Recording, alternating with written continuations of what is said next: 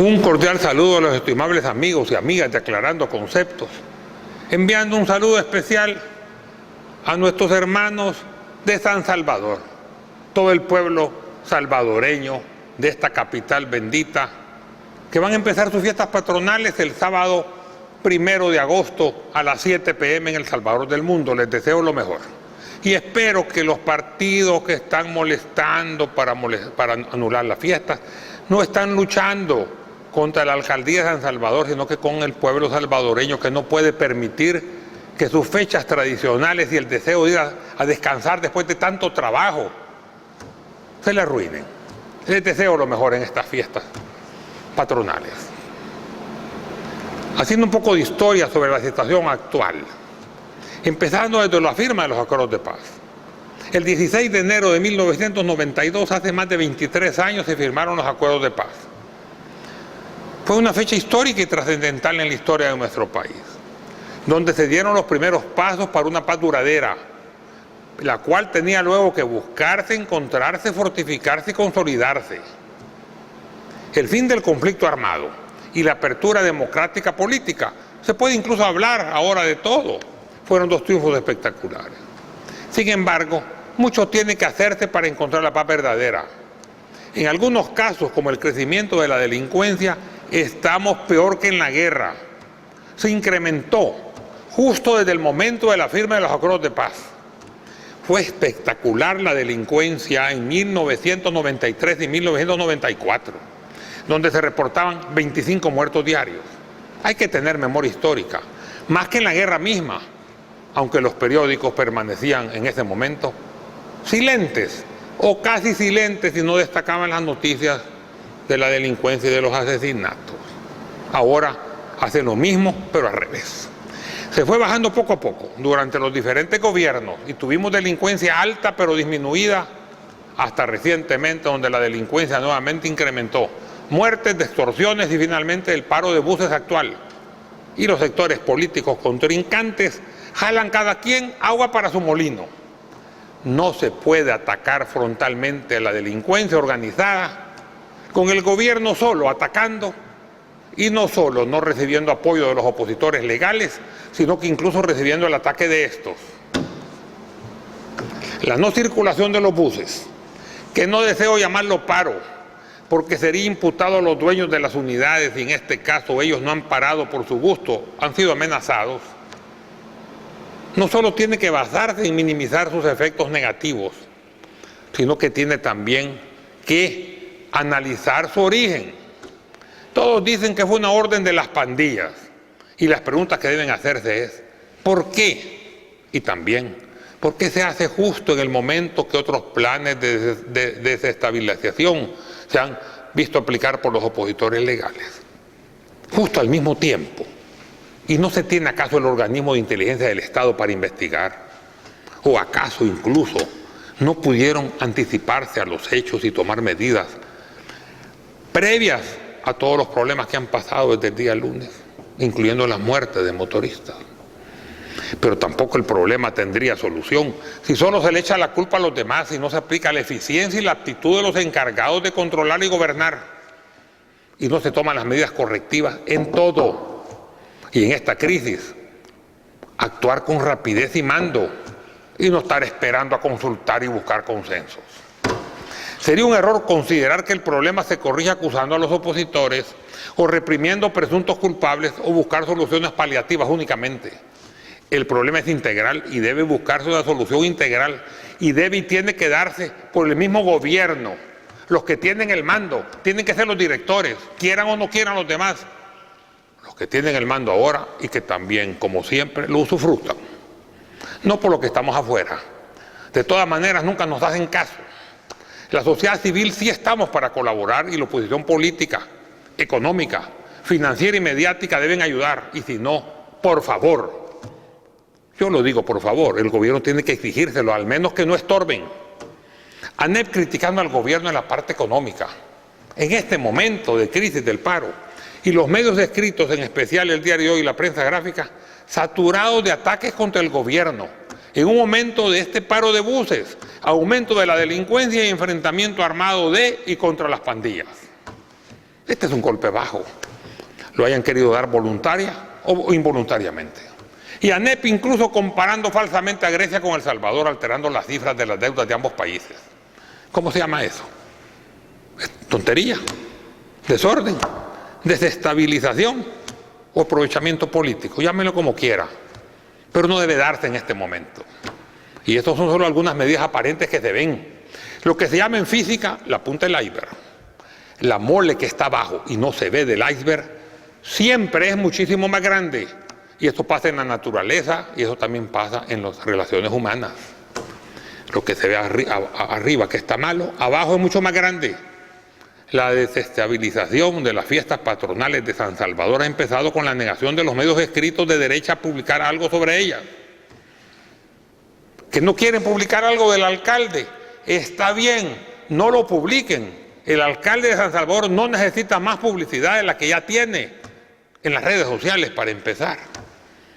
Pero de las fiestas del pueblo, de San Salvador la capital, de 26 señoritas del pueblo que se superaron y salieron en pasarelas con belleza, soltura y amplitud, mejor que Miss Mundo.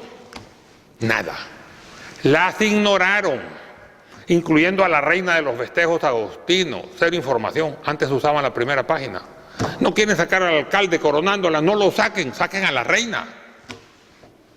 Y lo peor, que lo hacen con papel subsidiado, que aunque les duela, lo sigo diciendo porque no paga impuesto de nada, ni importación, ni IVA alguno. ¿Y qué hacen con eso? Dañar al pueblo. Mejor todos los canales de la televisión. Sacaron todo. Y digo todos los canales. Y las redes sociales también. Quiero aclarar para el pueblo, para no confundirse. La TV siempre ha pagado los impuestos totales y declara cabal. Y paga IVA. Hay una gran diferencia entre la televisora, y no me lo revuelvan, con los periódicos, sobre todo el Diario de Dios y la prensa gráfica, el MAS y el Mundo. Hay que saber diferenciar. Se continúa con la desestabilización de las fiestas patronales por arena, con nombre y apellido. Es que no sé, empezando por el asusamiento de los vendedores del campo de la feria, que ellos mismos lo dijeron, realizado públicamente por 2 diputadas de Arena, primero una y ayer o antier otra, mujeres, que siempre en Arena las mujeres han tenido mayor valor que los hombres de Arena. En tiempo de la guerra solo se miraba en Arena un hombre, el mayor Davison, y luego las mujeres de Arena. Pero en este caso las 2 diputadas de Arena se portaron mal, porque llegaron a entorpecer el trabajo para las fiestas del pueblo, y esto es pecado hacerlo, y el pueblo también se lo va a cobrar caro, porque el pueblo quiere divertirse sanamente. No debemos volver al pasado y perder el inicio del cambio, logrado hasta ahora y que tanto costó. Todo principio cuesta y a eso se le llama romper el hielo. Lo que sigue ya puesto adecuadamente puede seguir su camino. Como la línea férrea del tren, solo cuesta arrancar y el tren sigue su camino en los rieles, pero también puede darse retroceso y volver al origen, como parece ser que ha sido el caso ahora. Esto es así aún en la naturaleza. Todo tiende a volver a sus orígenes o hacia la costumbre histórica que lo hace una ley natural y que incluso lo incorpora a su genética. Hay que estar pendientes para que no vuelva. Y en su impronta viene como impulso en los seres humanos, o como instinto en los animales, o como tendencia en las plantas. Los minerales y lo cósmico, diferentemente macrocosmos y microcosmos, se guían por las leyes inmutables fijadas por el Creador.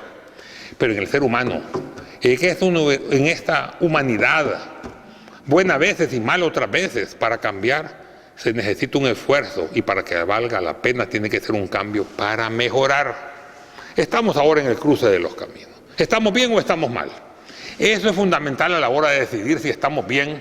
Entonces el mantenimiento del status quo histórico, que es el resultado aparente de los aciertos, que algunos dicen que los ha habido, pero si estamos mal, entonces tenemos que cambiar y mejorar nuestro país incluso más.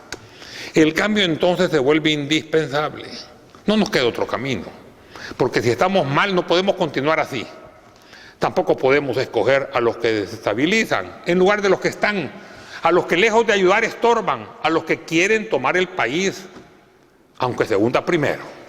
Tomarlo no es pecado, hundirlo sí, no se justifica hacerlo, aunque los que están ahora también necesitan avivar y actuar con rapidez, poniendo orden y anticipándose a las acciones delincuenciales. Como dice el refrán, a falta de mando, mando yo. esto tiene que decirlo el gobierno y actuar consecuentemente a favor del pueblo, con medidas rápidas y profesionales, no con filosofía barata. En la realidad, no solo somos un país subdesarrollado, sino que históricamente nuestra tendencia ha sido el retroceso, al menos para la mayoría de la población pobre. El proceso de colonización y la conquista, porque hay que ver el origen de este problema, significó despojar a los vencidos de sus propiedades, su honor y su riqueza. Y luego con tantos paradigmas repetitivos negativos que se siguen dando en los diarios de ahora, los diarios subsidiados, especialmente el diario de hoy, también de su autoestima. Luego se dictó que una gota de esa sangre india, o la de los africanos que vinieron luego para el cultivo del añil y se volvieron esclavos, impurificaba toda la sangre pura, no importando el porcentaje de sangre española incorporada en la mezcla. Los individuos eran considerados de razas inferiores, así que la gran mayoría quedó marginada.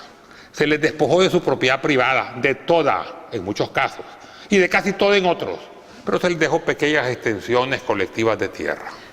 Las tierras comunales, los ejidos municipales para que sobrevivieran. Estas tierras colectivas, o sea, de la comunidad, les servían para mantenerse. Y esa fue una disposición de los conquistadores, que a robarse casi toda la tierra quisieron tranquilizar un poco su conciencia, dejándoles al menos propiedades colectivas de subsistencia. Luego se llegó a la independencia, que se definió como la lucha patriótica para tener una patria propia, que sea nuestra. Al menos, hay que reconocer, ya la tenemos.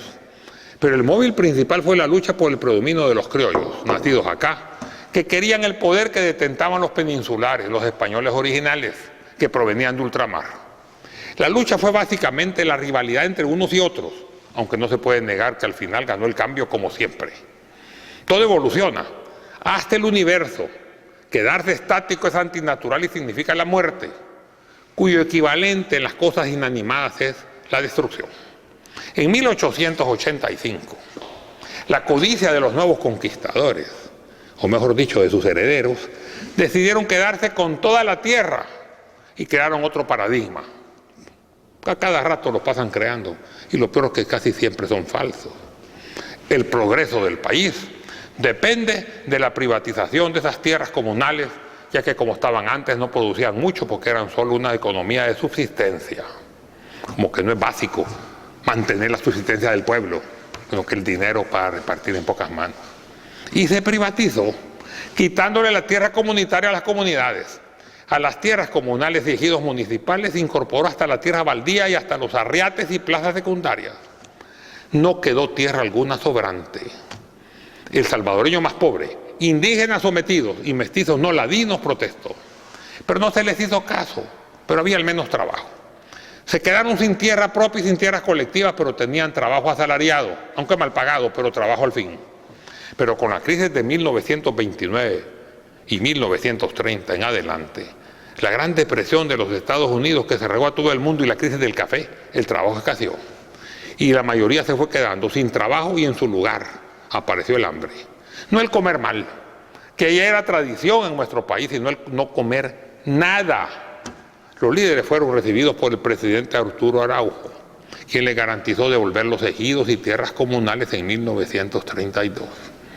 En diciembre de 1931, el grupo dominante preparó el golpe de Estado y se buscó al general Maximiliano Hernández Martínez, al cual financiaron, con la condición de que reprimiera violentamente al levantamiento campesino que se presuponía se daría, y así fue. Hasta las nuevas ametralladoras que habían sido compradas urgentemente para ello fueron estrenados. Al tenor del diario Latino en ese tiempo, el periódico de la derecha. Y ahí se dio la masacre campesina de 1932. 100 años antes, otra masacre en 1832, en la zona de los Nonualcos, aunque duró más porque no habían ametralladoras. Y luego entre ellas y durante la guerra, pequeñas y medianas masacres, complementarias. Al final la masacre en 1933 se decretó la prohibición de nueva entrada de negros, chinos y árabes, a los comúnmente llamados turcos, como decía el decreto. El poder criollo se consolidaba con el partido Pro Patria, el representativo de la derecha en esos momentos, que luego se consolidó en alianza con los militares. De esa forma, si queremos hacer un análisis de la situación actual, tenemos que insistir que el status quo actual no depende de 20 ni de 30 años, sino que de 500 años desde la conquista. con mayor énfasis en 200 años desde la independencia y más aún desde hace 83 años, desde 1932, que marcó el inicio de la historia contemporánea salvadoreña. El pueblo quedó pobre y sin dinero, las familias empezaron a perderse, empezaron a viajar los salvadoreños a los Estados Unidos por la carencia de situaciones compatibles y de trabajo y de vida acá, y las familias empezaron a destruirse. Los niños solos, y también los que aprendieron allá las malas mañas en los Estados Unidos, empezaron a formar los grupos delincuenciales jóvenes, primero como aspecto reivindicativo que se les oyera y después en aspecto delincuencial. Lo demás es cuestión de otro análisis diferente. Volviendo al tema histórico, los partidos de derecha han seguido cambiando de nombre, considerándolo solo desde 1932. Propatria, en tiempo de Martínez, Prudo, el viejo PCN y hoy Arena. Aunque el frente falle, el actual gobierno, no es situación para decir necesitamos volver al pasado. Mucho menos vamos a decir eso los que conocemos la historia de nuestro país y de nuestro pueblo. El problema de los tiempos presentes en El Salvador no es tanto la falta de progreso, porque sí lo ha habido, aunque falta más, sino que la distribución del mismo. Grandes ciudades urbanizadas y con servicios casi completos, y zonas rurales abandonadas y pequeños cantones más abandonados todavía y caseríos olvidados. Y alrededor de las grandes ciudades, las vías marginales abandonadas hasta ahora. Esto tiene que cambiar. Y el problema, sin embargo, se agudiza, porque ese cambio no es lo que se necesita. Porque todos los levantamientos o azonadas, incluyendo el paro de buses actual, es el pueblo pobre el que sufre, y el más pobre, el que sufre más. Nuestro país está mal inmerso en una problemática nacional de múltiples problemas y enfrentamientos diversos, donde las negatividades que se han dejado crecer y multiplicar no ha sido por carencia de capacidades, sino por el deseo e interés de arreglar las cosas. Casi todos buscan lucrarse, o al menos pasarla bien. Y esto no es una nueva forma de hacer política, sino la tradición histórica y permanente. Digo permanente porque continúa. Así no puede haber solución, porque en lugar de arreglar los problemas se buscan mejorar la fortuna personal, dinero y poder. Y los unos se pelean con los otros y viceversa. Y esto no solo de hoy, ni tampoco solo de ayer, es de siempre. Y el mismo pueblo colabora atacando también a los suyos. Como dice el refrán, el cuchillo más dañino de un salvadoreño es otro salvadoreño. Eso es común en todo el mundo, que la gente se pelee entre sí, por pequeñas diferencias, incluso sin diferencias, solo por suponer que existen. Pero en El Salvador se agrava aún más, porque no hay unión, ni siquiera en la familia. El primer cambio que nuestro país necesita es el cambio interior de todos los salvadoreños, el cambio interior para mejorar de todos nosotros. Como bien dijo un pensador, hay muchos desiertos para hacerlos florecer, pero el mayor desierto está dentro de nosotros mismos. Debemos también recordar las palabras de Albert Einstein. El mundo no está amenazado por las malas personas, sino por aquellos que permiten la maldad.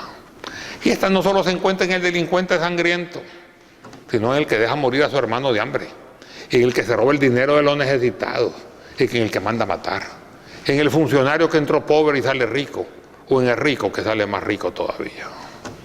Aquí solo se castiga a los pobres, a los que solo se roban una vaca o algo parecido, tan solo intentan robársela. Los funcionarios acusados salen libres y a la mayoría ni siquiera se les acusa. Pero no estamos tan mal en el esquema de la corrupción mundial, simplemente porque la caja de la corrupción no se ha abierto todavía. Está amarrada y condenada con cientos de cadenas y miles de candados. El único funcionario que pasó preso, no en la casa, ni simplemente huyó del país y después salió libre después de desprestigiarlo, sí, pero sin orden de captura y sobreseído, primero provisional y después totalmente o definitivamente. Y estuvo encarcelado por 11 años. Y todavía le quedan otros que va a tener que hacer como por permiso de salir, pero estar llegando a firmar, etcétera. Uno solo, por 11 años. No significa que así se depuró al gobierno. Es uno que se castigó de los cientos o tal vez miles que se encuentran escondidos.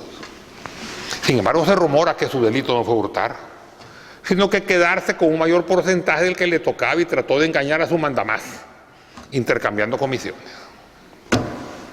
Y si ahora se quiere incorporar una comisión internacional de investigación en nuestro país, que no sea para revanchismo político y que no sean sus instigadores los políticos corruptos del pasado o los que quieren sembrar problemas para quedarse con el poder y hacer ellos lo mismo que lo que se está haciendo, se ha hecho en el pasado. Pero para tanto, que se investiguen todos los casos problemáticos todavía no resueltos. Desde la firma de los acuerdos de paz el 16 de enero de 1992, aunque tenga más de 10 años y no se pueda constitucionalmente condenar a los culpables y tengan desde ya perdón constitucional, injusto e inmoral, pero constitucional. Bien arreglaron, casi todos se pusieron de acuerdo para dejar esas cápsulas de salvaguarda. Sin embargo, el que nada debe, nada teme. Cuando se llega al chaparral, que es la intención de la oposición ahora, tiene que empezarse por la planeación y elaboración del diseño y su pago millonario. Casi 10 millones de dólares por un diseño que dicen que fracasó, que fue hecho durante la administración de Francisco Flores. Y analizar qué culpa tuvo ese diseño en la caída de la construcción de la presa. Después se puede analizar la construcción durante el siguiente gobierno y la legislación del contrato en el posterior. Algo urgente, y eso lo voy a decir por varias veces, pues no sé cuántas, no las he contado, pero no son una, ni dos, ni tres, sino que más, es la investigación sobre la desaparición de los fondos de pensiones estatales antes de la privatización de los mismos, que ha sido, si se desaparecieron o malversaron, la cantidad más grande histórica que se ha hecho. Esa cantidad multimillonaria de fondos, en colones, pero colones de hace 20 y pico de años equivalen a los dólares de ahora, es increíble. Billones en inglés, miles de millones en español, desapareció casi instantáneamente del Seguro Social durante la administración del licenciado Romeo Majano Araújo, durante el gobierno de Cristiani, y nadie presiona por averiguar qué se hicieron. Ya son más de 10 años, ya están prescritos, de acuerdo a la ley. Pero yo digo, debe saberse la verdad, y puedes perdonar, pero nunca olvidar, porque si te olvidas te lo harán de nuevo. Y se sigue haciendo. Y la pregunta es, ¿hasta cuándo? Muchas gracias.